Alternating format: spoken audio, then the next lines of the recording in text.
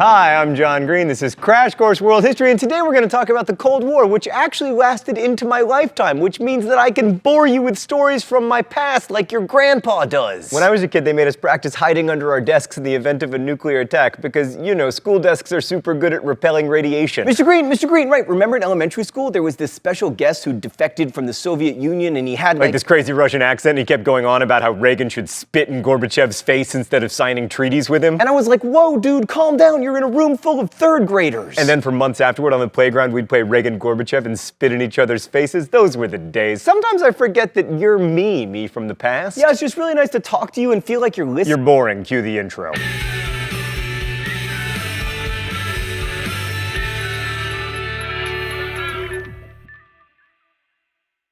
So the Cold War was a rivalry between the USSR and the USA that played out globally. We've tried to shy away from calling conflicts ideological or civilizational here on Crash Course, but in this case, the clash of civilizations model really does apply. Socialism, at least as Marx constructed it, wanted to take over the world, and many Soviets saw themselves in a conflict with bourgeois capitalism itself. And the Soviets saw American rebuilding efforts in Europe and Japan as the US trying to expand its markets, which, by the way, is exactly what we were doing. So the US feared that the USSR wanted to destroy democratic and capitalist institutions, and the Soviets feared that the US wanted to use its money and power to dominate Europe and eventually destroy the Soviet system. And both parties were right to be worried. It's not paranoia if they really are out to get you. Now, of course, we've seen a lot of geopolitical struggles between major world powers here on Crash Course, but this time there was the special added bonus that war could lead to the destruction of the human species. That was new for world history, and it's worth remembering it's still new. Here's the period of time we've discussed on Crash Course, and this is how long we've had the technological capability to exterminate ourselves. So that's worrisome. Immediately after World War II, the Soviets created a sphere of influence in Eastern Europe, dominating the countries where the Red Army had pushed back the Nazis. Which is why Winston Churchill famously said in 1946 that an Iron Curtain had descended across Europe. While the dates of the Cold War are usually given between 1945 and 1990, a number of historians will tell you that it actually started during World War II. Stalin's distrust of the US and Britain kept growing as they refused to invade Europe and open up a second front against the Nazis. And some even say that the decision to drop the first atomic bombs on Japan was motivated in part by a desire to intimidate the Soviets. That sort of worked, but only insofar as it motivated the Soviets to develop atomic bombs of their own. They successfully tested their first one in 1949. From the beginning, the US had the advantage because it had more money and power and could provide Europe protection, what with its army and one-of-a-kind nuclear arsenal, while Europe rebuilt. The USSR had to rebuild itself, and also they had the significant disadvantage of being controlled by noted asshat Joseph Stalin. I will remind you, it's not cursing if he's wearing an ass for a hat. Oh, I guess it's time for the open letter. An open letter to Joseph Stalin. But first, let's see what's in the secret compartment today.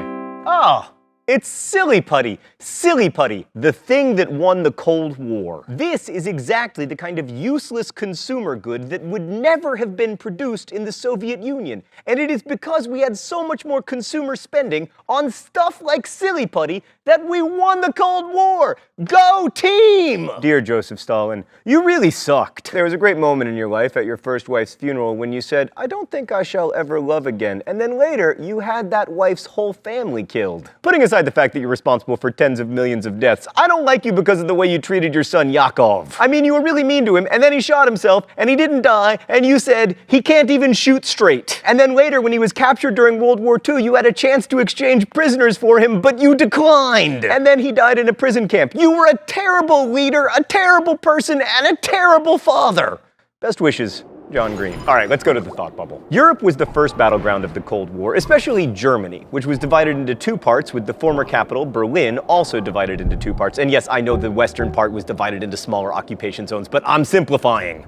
In 1948, the Soviets tried to cut off West Berlin by closing the main road that led into the city, but the Berlin airlift stopped them. And then in 1961, the Soviets tried again, and this time they were much more successful, building a wall around West Berlin, although it's worth noting that the thing was up for less than 30 years. I mean, Meatloaf's career has lasted longer than the Berlin Wall did. The US response to the Soviets was a policy called containment. It basically involved stopping the spread of communism by standing up to the Soviets wherever they seemed to want to expand.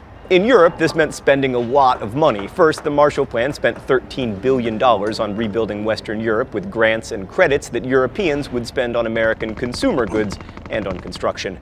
Capitalism's cheap food and plentiful stuff, it was hoped, would stop the spread of communism. The US also tried to slow the spread of communism by founding NATO and with CIA interventions in elections where communists had a chance, as in Italy. But despite all the great spy novels and shaken, not stirred martinis, the Cold War never did heat up in Europe. Probably the most important part of the Cold War that people just don't remember these days is the nuclear arms race. Both sides developed nuclear arsenals, the Soviets initially with the help of spies who stole American secrets. Eventually, the nuclear arsenals were so big that the US and USSR agreed on a strategy appropriately called MAD, which stood for Mutually Assured Destruction. Thanks, Thought Bubble. And yes, nuclear weapons were and are capable of destroying humanity many times over. But only once or twice did we get close to nuclear war, during the 1962 Cuban Missile Crisis, and then again in 1983 when we forgot to give the Russians the heads up that we were doing some war games which made it look like we had launched a first strike. Our bad! But even though mutually assured destruction prevented direct conflict, there was plenty of hot war in the Cold War. The Korean War saw lots of fighting between communists and capitalists, as did the Vietnam War. I mean, these days we remember the domino effect as silly paranoia, but after Korea and especially China became communist, Vietnam's movement toward communism seemed very much a threat to Japan, which the US had helped remake into a vibrant capitalist ally. So the US got bogged down in one of its longest wars while the Soviets assisted the North Vietnamese army and the Viet Cong, but then we paid them back by supporting the anti-communist Mujahideen after the Soviets invaded Afghanistan in 1979. Of course, as we now know, nobody conquers Afghanistan, unless you are the Mongols. So after 10 disastrous years, the Soviets finally abandoned Afghanistan. Some of those Mujahideen later became members of the Taliban, though, so it's difficult to say that anyone won that war. But it wasn't just Asia. In Nicaragua, the US supported rebels to overthrow the leftist government. In El Salvador, the US bolstered authoritarian regimes that were threatened by left-wing guerrillas. The United States ended up supporting a lot of awful governments, like the one in Guatemala, which held onto power through the use of death squads. Frankly, all our attempts to stabilize governments in Latin America led to some very unstable Latin American governments and quite a lot of violence. And then there were the lukewarm conflicts, like the Suez Canal crisis, where British and French paratroopers were sent in to try to stop Egypt from nationalizing the Suez Canal, or all the American covert operations to keep various countries from falling to communism. These included the famous CIA-engineered coup to overthrow Iran's democratically elected Prime Minister Mohammad Mossadegh after his government attempted to nationalize Iran's oil industry, and the CIA helping Chile's General Augusto Pinochet overthrow democratically elected Marxist President Salvador Allende in 1973. And lest we think the Americans were the only bad guys in this, the Soviets used force to crush popular uprisings in Hungary in 1956 and in Czechoslovakia in 1968. So you may have noticed that our discussion of the Cold War has branched out from Europe to include Asia and the Middle East and Latin America, and in fact almost every part of the globe was involved in some way, with the planet being divided into three worlds. The first world was the US, Western Europe, and any place that embraced capitalism and a more or less democratic form of government. The second world was the Soviet Union and its satellites, mostly the Warsaw Pact nations China and Cuba. The third world was everyone else, and we don't use this term anymore because it lumps together a hugely diverse range of countries. We'll talk more about the specific economic and development challenges faced by the so-called third world countries, but the big one in terms of the Cold War was that neither the US nor the Soviets wanted any of these countries to remain neutral. Every nation was supposed to pick sides, either capitalist or communist, and while it seems like an easy choice now, in the 50s and 60s it wasn't nearly so clear. I mean, for a little while it seemed like the Soviets might come out ahead, at least in the third world. For a while, capitalism, and especially the United States, seemed to lose some of its luster. The US propped up dictatorships, had a poor civil rights record, we sucked at women's gymnastics, plus the Soviets were the first to put a satellite, a man, and a dog into space. Plus Marxists just seemed cooler, which is why you never see Milton Friedman t-shirts. Until now, available at dftba.com. I like that, Stan, but I'm more of a centrist. Can I get a Keynes shirt? Yes!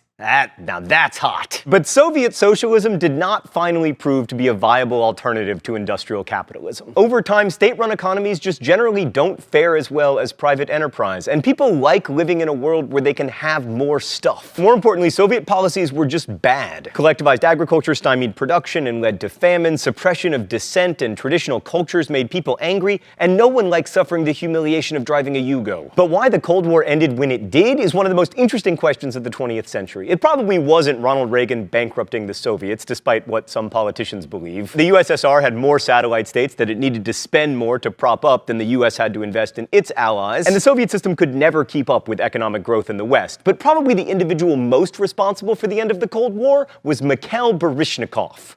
No? Mikhail Gorbachev? Well, that's boring. I always thought the Soviets danced their way to freedom, no? It was glasnost and perestroika? All right. Right, but Gorbachev's perestroika and glasnost opened up the Soviet political and economic systems with contested local elections, less restricted civil society groups, less censorship, more autonomy for the Soviet republics, more non-state-run businesses, and more autonomy for state-run farms. Glasnost, or openness, led to more information from the West, and less censorship led to a flood of criticism as people realized how much poorer the Second World was than the First. And one by one, often quite suddenly, former communist states collapsed. In Germany, the Berlin Wall came down in 1989, and East and West Germany were reunited in 1990. In Poland, the Gdansk Dock Workers Union Solidarity turned into a mass political movement and won 99 of the 100 seats it was allowed to contest in the 1989 election. Hungary held multi-party elections in 1990. The same year, mass demonstrations led to elections in Czechoslovakia. In 1993, that country split up into Slovakia and the Czech Republic, the happiest and most mutually beneficial divorce since Cher left Sunny. Of course, sometimes the transition away from communism was violent and painful. In Romania, for instance, the communist dictator Ceausescu held on to power until he was tried and put before a firing squad at the end of 1989, and it took until 1996 for a non-communist government to take power there. And in Yugoslavia, well, not so great. And in Russia, it's a little bit Putin-y. Yeah! Putin! But just 20 years later, it's hard to believe that the world was once dominated by two superpowers held in check by mutually assured destruction. What's really amazing to me, though, is that until the late 1980s, it felt like the Cold War was going to go on forever. Time seems to slow as it approaches us, and living in the post-Cold War nuclear age, we should remember that the past feels distant, even when it's near, and that the future seems assured, even though it isn't. Thanks for watching. I'll see you next week. Crash Course is produced and directed by Stan Muller. Our script supervisor is Meredith Danko. Our associate producer is Danica Johnson. The show is written by my high school history teacher Raoul Meyer and myself, and our graphics team is Thought Bubble. Last week's phrase of the week was Justin Bieber. Thanks for that suggestion. If you'd like to suggest future phrases of the week, you can do so in comments, where you can also ask questions about today's video that will be answered by our team of historians. Thanks for watching Crash Course, and as we say in my hometown, don't forget to be awesome.